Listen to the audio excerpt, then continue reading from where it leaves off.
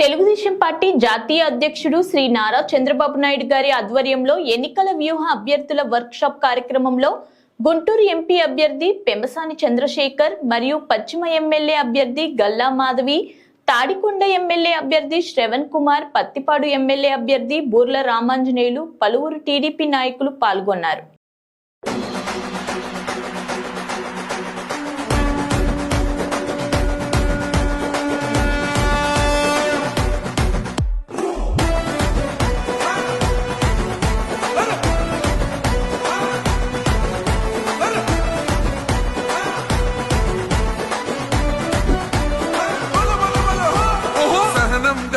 చంద్రుడు శంఖం పూరించనే రాముని తీరు, శ్రీరాముని తీరు, అచల్ సమరం చేద్దామంటూ సైన్యం కదిలొచ్చనే పార్టీ ఒక విశ్వసనీయత ఉంది.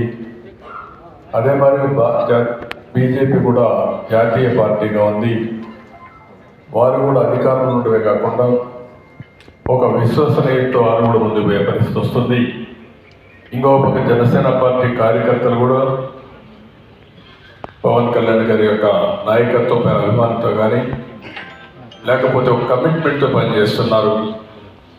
ఇవన్నీ కూడా పర్ఫెక్ట్గా జరగాలంటే ఒక్క వ్యక్తి కూడా ఈరోజు అందరికీ టికెట్లు ఇవ్వలేకపోయాం. ఏ విధంగా ఎంపిక చేస్తే కూడా మనం మాట్లాడుకుందాం.